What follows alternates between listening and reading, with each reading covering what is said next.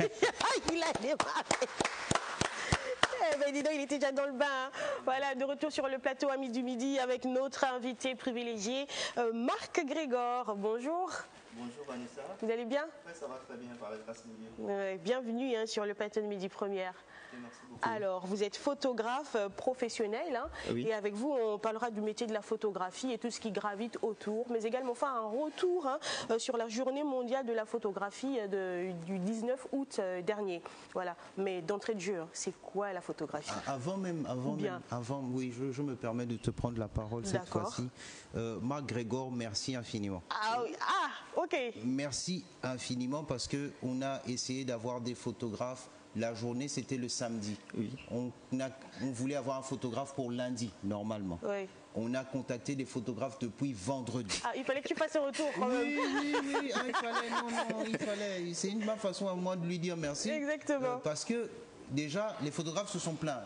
Ils ont une association, je suis allé sur leur page et ils ont dit personne n'a parlé de la journée internationale de la photographie. Oui. Alors qu'aucun photographe n'était disponible. Exactement. Nous, on a appelé, je ne compte même pas le nombre de photographes. Alors là, de la journée. Coucou Emmanuel Laté qui alors parrainé, qui m'a donné le numéro de quelqu'un qui lui aussi était... Mais je crois qu'on était vraiment pareil parce que moi aussi j'ai contacté Emmanuel Laté qui lui aussi m'a remis le numéro de quelqu'un et qui après...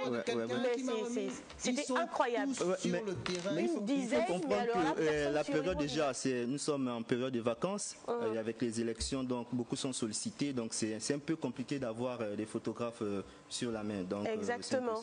Ah oui, j'ai dû contacter Chef Ella qui m'a envoyé 3 numéros. Ces 3 personnes étaient occupées et ces 3 personnes m'ont remis des numéros. Voilà, mais c'était compliqué. Pour mettre la main sur un photographe actuellement, il faut vraiment, oui. Là, pour le coup, Précio, tu as bien fait de me couper quand même. Franchement, merci, hein, Marc Grégor. Parce que là, après, de suite, juste après cet entretien, vous allez retourner sur le terrain. Oui. La preuve, il n'a même pas son appareil photo. Il a passé l'appareil photo en train de tourner pour faire le gain. Vraiment, c'est une période un peu mouvementée. On est beaucoup sollicité de gauche à droite, donc c'est compliqué d'avoir les photographes. Exactement. Surtout pour la période estivale, il y a beaucoup de mariages, beaucoup d'événements et tout ça. C'est tout à fait normal. Mais on revient donc à la question. Hein. C'est quoi la photographie? Alors déjà, je vais aller de manière simple. Voilà, la photographie, c'est l'art de produire des images à l'aide de la lumière. Okay. Voilà. Parce que sans la lumière, on ne peut pas avoir de photographie. Bien de photographie. Voilà. Donc c'est l'art de produire des photos, des clichés à l'aide de la lumière. Donc si on arrête, vous allez remarquer que si on arrête la lumière sur le plateau, vous allez remarquer qu'on sera dans le noir, et ce sera difficile de détecter les objets qui sont sur le plateau. Le plateau. Oui. Exactement. Et évidemment, en parlant de lumière et pour rester dans la définition et pour qu'on comprenne, est-ce qu'il faut un type de lumière spécifique? Oui. Oui, il y a des lumières. Il y a des lumières chaudes, voilà. Okay. Il y a des lumières chaudes, ce sont des lumières jaunes là, ce qu'on appelle, on peut prendre une définition simple, des lumières jaunes. Voilà, il y a des lumières blanches, il y a des lumières qui permettent à ceux qu'on ait une bonne qualité d'image. Et on des LED quoi, non? Voilà, il y a des LED, voilà, donc tout ça. C'est un peu ça. C'est très bien. Donc il y a des lumières qui sont favorables à la réalisation d'un clip, à la photographie, donc c'est un peu ça. Donc c'est pourquoi dans le domaine de la photo, bien dans le domaine de la vidéo, vous allez avoir les spécialistes de lumière. Voilà, donc il y a des ingénieurs qui sont là juste pour gérer les lumières. Comme on en a ici d'ailleurs sur le plateau, voilà, dans l'émission Midi Première. Donc c'est un peu ça. Tout à fait, mais existe-t-il un genre d'appareil photo qui filme évidemment dans le noir, hein, enfin qui arrive à photographier dans le noir? Oui, il y a vraiment, ça va dépendre parce qu'il y a des appareils, malgré la faible luminosité. Voilà, on filme quand même, on arrive quand même à avoir des photos. Donc il y a des appareils et il y a des objectifs aussi adaptés à ce genre quand on est dans ce genre de circonstances, voire des conditions. Voilà. D'accord. Précio. Alors, et vous-même, vous utilisez quel type d'appareil photo? Alors, au début, j'utilisais, j'avais une 100D. Ok. J'avais une 100D que moi j'avais avec un appareil photo avec un objectif, voilà, une 100D. Et après aujourd'hui j'utilise la 5D, voilà, 5D Mark IV, 5D Mark III, voilà, la Sony aussi. Voilà, donc c'est un peu ce qui me permet d'avoir des belles cartes. Et au début c'était la 100D que j'utilisais. Et vous réalisez quel type de photo? Alors, vu qu'aujourd'hui, beaucoup sont dans l'événementiel, parce que c'est l'événementiel le domaine qui fait rentrer beaucoup d'argent. Voilà, je suis beaucoup dans l'événementiel. Mais après, là, je suis en train de m'orienter dans le domaine de la nature. Voilà, la photographie des paysages. Comme on le voit en image, hein, les paysages. Voilà, les paysages. Donc, vous avez remarqué que les images là, j'avais pris ça, on était au sud du Gabon, à Bongolo. D'accord. Voilà, à Bongolo. Et là, ce sont des grottes de Bongolo. Donc, l'entrée de la grotte de Bongolo. Voilà, donc c'est un peu ça. Mais c'est magnifique. Mais aujourd'hui, vu qu'on est dans la valorisation de l'environnement, je suis en train de m'orienter vers la photographie des paysages. Voilà. Alors, la clientèle demande souvent quel type de format? Alors, il faut comprendre qu'aujourd'hui, avec la venue du numérique, avec la venue de l'avènement de l'Internet, les clients sont devenus très exigeants sur la qualité même des photos. Tout à fait. Vous allez remarquer qu'une cliente ou bien un client va me solliciter pour des photos de mariage. La personne va là-bas aller sur les photos des pages nigérianes pour aller regarder la qualité des images. Et la personne télécharge les images, t'envoie ça sur WhatsApp pour dire que non, est-ce que tu peux faire ça parce que c'est ce que moi j'attends de toi. Donc les clients deviennent exigeants par rapport à la qualité des photos. Donc quand on n'a pas la qualité, c'est des problèmes après. Voilà. Donc, le rendu compte pour beaucoup quand même. Le rendu compte beaucoup. Donc la qualité, ça devient, comment je vais dire ça, un critère. Le premier critère d'échelle de valeur du photographe. Même si derrière ça, par exemple, lorsqu'on parle de concours de photos, on regarde la règle des tiers, tout et tout, mais le client ne regarde pas ça. Le client, quand il y a la qualité... C'est la qualité, oui. La qualité c'est bon pour la personne. Le client, lui, il est focalisé sur la qualité de l'image. Exactement. Le client ne va pas te parler des cadrages, le client ne va pas te parler de la règle des tiers. Tant que c'est beau, ça va. Oui, quand c'est beau, ça va. C'est tout. L'exemple, vous voyez, avec nos jeunes frères qui sont dans les carrefours là. Quand le client a validé, c'est bon. D'accord. Alors, comment est-ce qu'on devient photographe professionnel? Première question. Et comment est-ce que vous êtes devenu photographe professionnel? Alors, je pense que comment devenir... Donc, la première question, c'était comment est-ce qu'on devient photographe professionnel? Je pense que d'abord, c'est question de passion. Vraiment, c'est question de passion. Parce que la photographie est un domaine qui demande beaucoup, beaucoup d'investissement. Oui, parce que vous allez voir, il y a des appareils de 500 000, il y a des appareils de 800 000, il y a des appareils de 1 million, il y a des appareils de 2 millions, 4 millions, 10 millions, voire même 11 millions. Donc, c'est beaucoup de sacrifices dans le domaine de la photographie. Donc, une fois que vous êtes passionné, là, vous pouvez rentrer dans la photographie et exercer aisément votre métier. Donc, si je comprends bien... Il n'y a pas vraiment de stratégie pour pouvoir rentrer dans la photo. Une fois que vous êtes passionné, et puis voilà... D'accord. Mais si je comprends bien, donc pour réellement devenir un photographe professionnel, il faut avoir les outils qui vont avec quand même. Oui, il y a des outils. Il y a un genre d'appareil photo pro que d'autres en fait. Exactement. Il ne suffit pas seulement d'avoir un appareil photo. Par exemple, je reçois parfois des gens, ils ont pour un marché, ils partent filmer, mais quand je vois la qualité d'image, la personne veut que je retravaille les images. Vous fassiez des retouches. Des retouches. Donc, mais après, quand je regarde la qualité d'image, je dis non, malgré l'argent que tu me donnes, je ne peux pas m'engager à retoucher ces photos-là. Parce que la qualité, la personne se dit photographe, mais derrière, il y a des choses qu'il faille que la personne puisse apprendre. Donc, les formations. Donc, pour être professionnel, donc déjà, avoir sur son appareil, ses appareils, se former continuellement. C'est très important. Comme on dit, la formation ne finit pas. Et vous avez fait une formation? Comment on se forme ici ou comment est-ce que vous Alors, comment c'est déjà vous êtes formé ou vous avez appris sur le tas? Sur le tas. Voilà. Aujourd'hui, vous avez des outils comme l'Internet, YouTube. Aujourd'hui, beaucoup de photographes au Gabon vont sur YouTube pour apprendre des formations, des tutoriels, suivre des tutoriels, tout pour devenir professionnels. Et aujourd'hui, quand vous regardez le travail qu'ils font, déjà, je peux citer quelques photographes que j'admire beaucoup, comme Chéli Photo, donc Patrick Lamerveille, comme Ivan, comme Afolabi, comme Willy. Ils sont nombreux. Aujourd'hui, quand vous regardez le travail des Gabonais, vraiment, c'est extraordinaire. Faut citer Glenn, le PH. C'est extraordinaire. Le PH, voilà. PH, c'est un jeune vraiment qui m'avait contacté. Très passionné. Oui, depuis des années. Voilà, on est en contact. Donc, aujourd'hui, je suis fier de lui, par exemple, de PH. Je suis fier de lui, ce qu'il fait. Au début, il ne connaissait rien.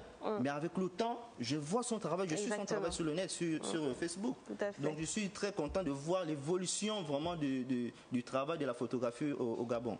Alors, est-ce que pour vraiment dire qu'on est photographe professionnel, est-ce qu'il faut avoir un studio? Non. Le studio, c'est un type de photographie. Ce qu'on appelle photographie de studio. Voilà. Il y a des gens comme ici au Gabon qui se sont spécialisés dans la photographie de studio, comme Meryl Harrison. Lui, c'est un spécialiste du studio. Voilà. C'est vrai qu'il y a des moments où il y a des marchés hors studio, mais lui, c'est le studio. Et quand vous regardez la qualité même des images de Meryl, vous savez que le gars, il connaît. Je crois que DLK aussi, je pense que vous connaissez DLK. E-Capture. E-Capture, voilà. Oui. Il y a KD, il y a beaucoup des gars comme ça, voilà, qui sont spécialisés dans le domaine de la photographie de studio. Et c'est la question un peu à 1 million. Qu'est-ce qui est plus simple? Même si je suppose que, évidemment, la photographie de studio, il faut avoir du matériel et tout ça, mais si on enlève l'aspect matériel, qu'est-ce qui est plus aisé à faire? Déjà, à cette question, je ne peux pas répondre parce que chaque photographe se sent à l'aise. Par exemple, Meryl dans son couloir. Voilà, dans son couloir. Meryl va vous dire que je me sens à l'aise dans la photo de studio. Or qu'au studio, il y a le réglage de lumière. Oui. Vous voyez. Or que hors studio, on a juste la lumière naturelle. Voilà, il y a certaines personnes qui vont vous dire que non, je me sens bien en photographie de studio. Moi, je me sens bien en photographie de nature, donc hors studio. Donc, à cette question... Qu'est-ce qui demande plus de travail, en fait? Plus de travail. Je pense que ça va dépendre du rendu qu'on veut. Du rendu qu'on veut, d'accord. Parce que même en studio, il faut une décoration, des accessoires, le réglage. Donc, vraiment, ça va dépendre. Alors, ça aurait pu être la première question. Vous êtes photographe depuis combien de temps? Photographe depuis combien de temps? Depuis 2014. Parce que pour la petite histoire, j'ai été arrêté en 2014. Oui, 2014 dans les allées ou bien dans les alentours du palais de justice. Voilà, un dimanche, voilà, par les forces de défense nationale. Voilà. Pour eux, il fallait pas. Il y a des endroits qu'il ne faut pas prendre des photos. Voilà. Oui, ça me rappelle aussi l'histoire. Et c'est là où ça a déclenché vraiment. C'est vrai, j'étais juste un passionné. J'aimais faire des photos. Ma tante m'avait acheté un appareil photo et puis voilà, je commençais à faire des photos à l'église, partout. Et après, j'ai dit mais tiens, c'est quelque chose qui peut faire rentrer des sous. Comment faire? Il faut se professionnaliser. Et après, au sortir de cette expérience d'arrestation, j'ai initié un projet qui est le Forum de l'image et de la photographie. Donc une plateforme déjà qui réunit tous les professionnels de l'image et de la photographie. Ah, c'est sur cette plateforme qui se sont fâchés, disant qu'on n'a pas parlé de la exactement. Alors qu'aucun n'était disponible. Et c'est comme ça que au fur des ans, le projet a évolué et aujourd'hui, on encadre plusieurs jeunes dans la photographie. Ouais. Tu vois, un mal pour un bien quand même. Oui, un mal pour un bien, oui, un mal pour un bien. Donc j'ai posé la question, c'était pour savoir, est-ce que vous avez... mais je ne suis pas sûr, vu que vous dites ça fait 10 ans. Ça fait 8 ans que je suis dans le domaine. Oui. Est-ce que vous aviez travaillé avec la photo analogique? Est-ce que vous avez un peu joué avec le cliché? Parce que non. Le numérique, jamais. Non, je n'ai pas touché. Déjà, je rendais la photo en 2014. Ouais, on était donc déjà à cette époque-là, dans le numérique. Oui. Voilà, dans le numérique. Mais il y a certains grands frères qui ont comme Paul Ferry, voilà, qui a eu à pratiquer cette photographie. Parce que j'aurais bien voulu une comparaison entre les deux et je continue à croire que bon, la photo était peut-être meilleure avant. Enfin, ça... Pourquoi? Qu'aujourd'hui? Oui. Pourquoi? Parce que aujourd'hui, peu importe le type de qualité qu'on a, la photo est devenue un peu, c'est comme du prêt-à-porter. Ça veut dire qu'on peut tellement en faire, on peut tellement sélectionner, ça devient un peu trop facile que ça perd en valeur.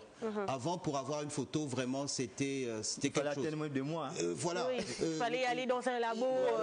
Des mois. Je me rappelle. La photo, c'était quelque chose.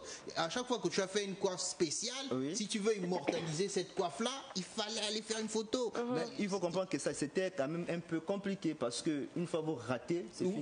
Oui, c'est fini. Effectivement. Tout était fini. Et là, le photographe est limité. Il dit, là, j'ai 5 clichés à faire. Et j'ai épuisé tous mes 5 clichés. Là, c'est fini. Ok, aujourd'hui, avec le numérique, on peut faire des clichés et puis faire le choix. Vous pouvez effacer. Facilement, on supprime, facilement, on reprend. Voilà. Oui. Donc, c'est un peu ça. C'est pas faux, cette Alors, facilité. en parlant donc toujours de photos et de vous, est-ce que vous êtes plus couleur, vous êtes plus sépia, vous êtes plus noir et blanc? Qu'est-ce qui vous attire? Couleur.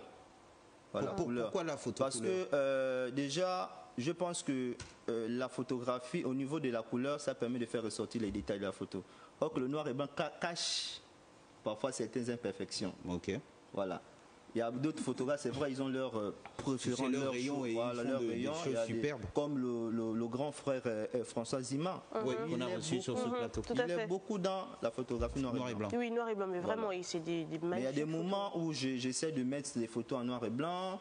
Et j'essaie de mettre des photos aussi en couleur, quoi. Mais ce qui vous inspire plus, c'est la photo non, parce qu'aujourd'hui, vous allez envoyer à Vanessa une photo en noir et blanc. Elle veut voir les couleurs de ça. Mais comment le bon rendu même. Voilà, c'est ça, quoi. Elle veut voir la couleur de son téléphone. Voilà. Donc vous êtes plus dans la photo couleur. Couleur, nettement mieux. D'accord. Enfin, c'est vrai, mais on veut que ça sorte vraiment de vous, hein, la différence entre les shooters du quartier, pêle-mêle, et le photographe professionnel. Comment vous comparez Alors, les shooters, déjà, il faut faire une différence entre les shooters. Quel est déjà l'objectif? La différence est au niveau de l'objectif des deux personnages, entre le professionnel et le shooter dans la rue. Pourquoi le shooter dans la rue fait des photos? Est-ce que c'est juste pour subvenir à ses besoins quotidiens ou c'est juste pour une passion? Voilà la question. Maintenant, le professionnel. Par exemple, moi, je suis professionnel. Déjà, j'ai un événement, mais ce n'est pas un événement. Je vais prendre tout mon temps pour faire un travail propre et remettre au client pour qu'il soit satisfait. Or que, à la différence de ceux qui sont dans les carrefours, ils vous filment sans même, comme je disais, sans même respecter la règle des tiers, sans respecter le cadrage. Ils montent au client et quand c'est beau, ils remettent. Et on a tous la même couleur. Voilà. Donc c'est un peu ça. Oui. Donc il y a une différence quand même entre un professionnel. Un professionnel prend du temps. Il y a ce qu'on appelle la prise de vue. Après la prise de vue, il y a ce qu'on appelle encore post-production, donc le traitement des images. Et après, ça existe aussi en photographie. Oui, la post-production, donc le traitement. Donc, je vous filme sur le plateau, je prends ces images-là, je ne vais pas traiter ce qu'on appelle post-production. Et après traitement, je peux aller livrer. Et s'il y a des impressions à faire, je fais des impressions et puis je pars livrer. Tout simplement. Aujourd'hui, qu'est-ce qui marche le mieux? Photos numériques, c'est-à-dire transfert par téléphone ou des photos physiques? Comme je dis, ça dépend. Par exemple, aujourd'hui, c'est vrai, au début de la photographie, quand je suis rentré dans le domaine, j'ai tiré des photos de mariage. Mais au fur et à mesure que le temps passe, je dis non, c'est pas professionnel. Voilà, c'est pas professionnel. Et ça ne valorise même pas le domaine de la photographie. D'accord. C'est comme ça que je me suis spécialisé. Voilà, j'ai fait des recherches par rapport à la photographie. Je me suis professionnalisé. Ça veut dire que quand quelqu'un a besoin de moi, on signe un contrat de prestation. Je donne mon montant. Si la personne est d'accord avec le montant, si c'est 500 000, 300 000, on signe le contrat et puis voilà. La personne attend que je termine la prestation et puis voilà. Donc, je signe le contrat, la personne me donne de l'argent, je pars sur le terrain, je filme son mariage, je fais le travail, je traite des photos et après je vais pas livrer. Tout simplement. Tout simplement. Mais c'est cool, hein. Mais là, ça dépend, le montant dépend du photographe. Oui, et ça dépend effectivement de l'événement, de la prestation. Et ça sous-entend aussi que si vous devez faire de la post-production, vous avez le matériel pour, comparativement au shooter qui n'a que son appareil photo et une carte mémoire. Donc, il ne traite pas, il ne retouche pas l'image. Simplement. C'est ça normalement la différence. Et question 1 million, vous n'êtes pas obligé de dire la vérité, mais on ne sait jamais. Vous retouchez automatiquement ou vous retouchez à la main? J'entends par vous retoucher à la main. Est-ce que l'application utilisée vous fait quand même travailler un peu vous-même ou bien c'est seulement on touche un bouton et puis ça choisit Oui, déjà par exemple, je prends l'exemple par exemple de Lightroom. Lightroom, il y a une option qui fait ce qu'on appelle la synchronisation. Voilà. Les photographes me suivent, ils savent ce qu'on appelle la synchronisation sur Lightroom. Alors, par exemple, je vous ai filmé avec le même réglage sur le plateau. Qu'est-ce que moi je fais? Je traite une image. Quand je traite l'image, je prends juste au réglage, je colle sur les autres images. Ce qu'on appelle la synchro. Et après là, je reviens pour voir si ça a pris. Si ça a pris le même réglage, après je retouche juste et après voilà. Avec ça, ça permet la rapidité normalement dans le traitement. Vous n'avez pas perdre du temps. Oui, parce que quand même traiter 100 photos. Imaginez-vous traiter 200 photos. 200 photos, c'est énorme. Voilà, vous filmez aujourd'hui, par exemple, nous sommes sur le plateau. En rentrant, Vanessa peut me dire bon, 15 heures, j'ai besoin de mes photos. 200 photos traitées. Vous voyez à la main comme ça, c'est compliqué. Oui. Bon, on voit bien qu'il y a beaucoup d'avantages quand même dans la photographie, hein, mais y a-t-il des inconvénients derrière tout ça? Alors, déjà, je vais revenir sur les avantages de la photographie. D'accord. Vraiment, c'est un domaine passionnant. C'est un domaine qui nous permet de rencontrer plusieurs personnes. Aujourd'hui, je me suis fait un nom parce que j'ai rencontré beaucoup de personnes dans la photographie. Voilà. Aujourd'hui, j'ai une réputation parce que j'ai rencontré beaucoup de gens dans la photographie. Si je ne faisais pas de la photographie, je ne sais pas si je devais connaître Vanessa, si je devais connaître Zima, si je devais connaître certains ministres. Voilà. Donc la photo, il y a des avantages. Donc il y a le réseau qui est là. Donc ça nous permet d'avoir de réseauter. Voilà. Okay. Et là aussi, il y a aussi le gain. Quand vous faites un bon travail, il y a le gain qui rentre. Ouais, mais vous êtes payé à votre juste valeur. Oui, voilà, vous êtes payé à votre juste valeur. Et si vous avez des grands contrats, des gros marchés, c'est un avantage. Voilà. Et si un client est satisfait, si Vanessa est satisfait, le bouche à oreille fait bouche à oreille, et c'est comme ça que ça part. Oui. Donc, au départ, je n'avais jamais imaginé que je devais être sur un plateau de télévision. Okay. J'étais trop timide. Moi, c'était dans la chambre. Et ma guitare. De base aussi, moi, je touchais un peu la guitare. D'accord. Moi, j'étais dans ma chambre. Mais la photographie m'a permis aujourd'hui de m'exprimer même devant 1000 personnes. De fréquenter du monde. Voilà. Du monde, voilà. Donc, c'est un peu ça les avantages. Donc, il y a le gain, il y a le réseautage, il y a les relations, voilà comment se fait. Mais il y a aussi les inconvénients. Avant de passer aux inconvénients, dans une période comme celle-ci, on va dire en période haute, en haute saison, je ne vais pas dire on se fait combien financièrement, mais je veux dire on est sur le terrain pour combien d'événements par mois, à peu près. Bon, là, ça va dépendre, on peut dire, de la popularité, de la réputation du photographe. De la réputation, ok. Voilà. Parce qu'il y a des photographes qui peuvent avoir de lundi jusqu'à dimanche, ils sont occupés. Ils sont bookés. Carrément, oui. Ils sont occupés. Okay. Ils sont obligés de former des jeunes. Ça veut dire qu'il a 8 mariages. Donc ça veut dire que de lundi à lundi, il a 8 mariages qu'il fait. Il dispatche. Il envoie un peu partout. Et là où le marché demande beaucoup d'exigences, lui-même il part. Exactement. Donc, voilà. Mais si c'est les anniversaires, si c'est les mariages, il peut envoyer des petits. Quand il regarde le petit peut bien couvrir l'événement, il envoie le petit. Mais le gros marché, par exemple, comme la présidence, comme les gros reportages, lui-même il part. Donc en fait, quand le business fonctionne, on a rapidement une équipe. Oui. C'est bien ce que j'allais dire. Oui, forcément, parce qu'il y a des choses qu'on ne peut pas gérer seul. Imaginez, je suis sur le plateau. J'ai des images à traiter. Le temps que je suis, je perds du temps. Exactement. Je perds du temps. Donc il faut mettre une équipe, un petit qui fait des montages, un petit qui fait la retouche photo. Et avant de passer aux inconvénients, il nous reste 4 minutes, 5 minutes.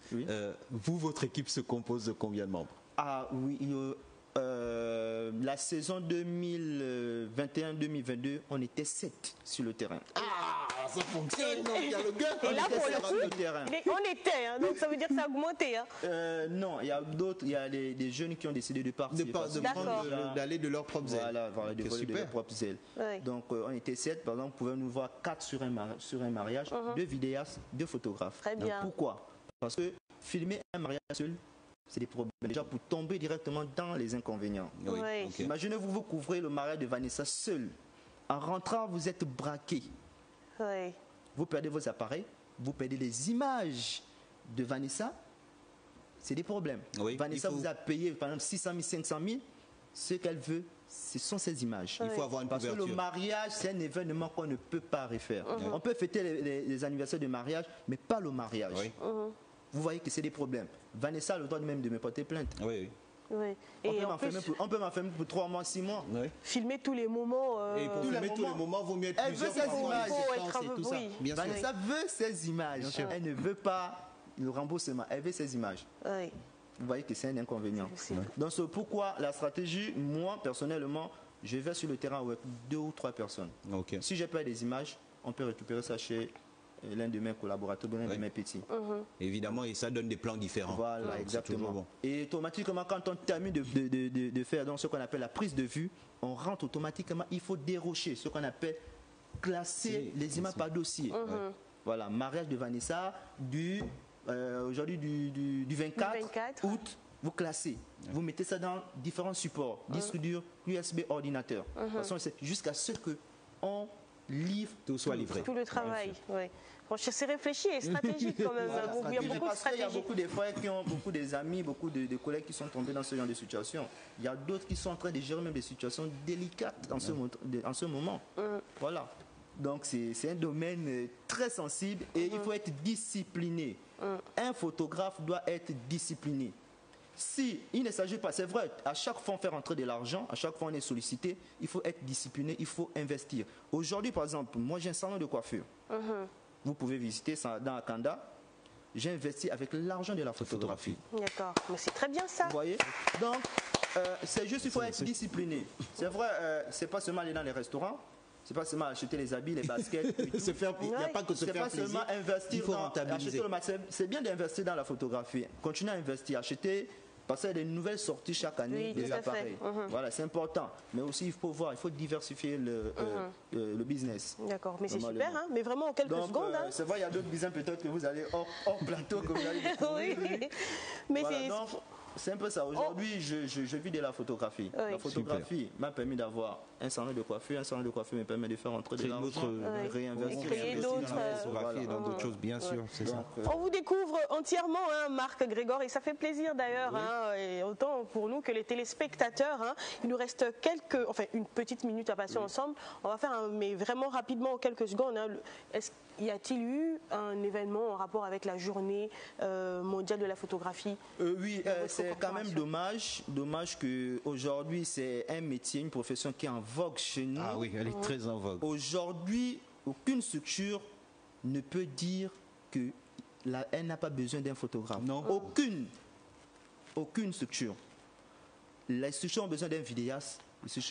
On salue d'ailleurs tous les photographes qui travaillent ici, au pôle numérique, au pôle communication. Pour dire aux gens qui vont nous suivre, les profanes du domaine de la photographie. Aujourd'hui, les photographes sont méprisés dans les cérémonies. Et c'est dommage.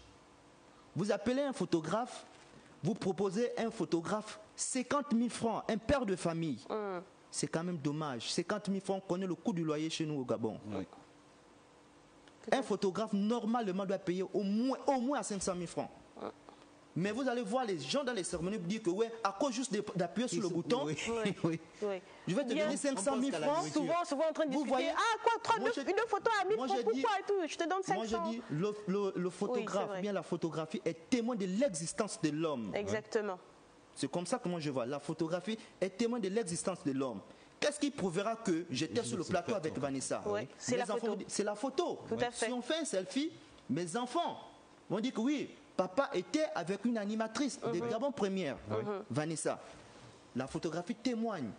Donc, il est temps que les ménages, les personnes qui nous regardent, qui nous suivent, qui sont profanes du domaine, puissent valoriser les photographes ou la photographie. Très bien. Il faut respecter la photographie. Il faut respecter la photographie. Merci beaucoup, Marc Grégoire. Franchement, on aurait pu vous garder quand même. Dommage. Il y a beaucoup de choses à dire. Exactement. Vraiment, il y a beaucoup de choses à dire. Mais bon, qu'à cela ne tienne. Sur la journée mondiale de la photographie. Ce ne sera pas la dernière, de toute façon. Voilà. On pourra vous recevoir en corporation, pourquoi pas, et nager un tout petit peu dans votre univers. Allez, nous sommes arrivés. Merci beaucoup d'être passé sur le plateau de Midi Première. Nous sommes arrivés au terme de cette première partie d'émission Amis du Midi. On regarde la principale édition d'information de 13h et on se retrouve en seconde partie, 13h45. À tout de suite.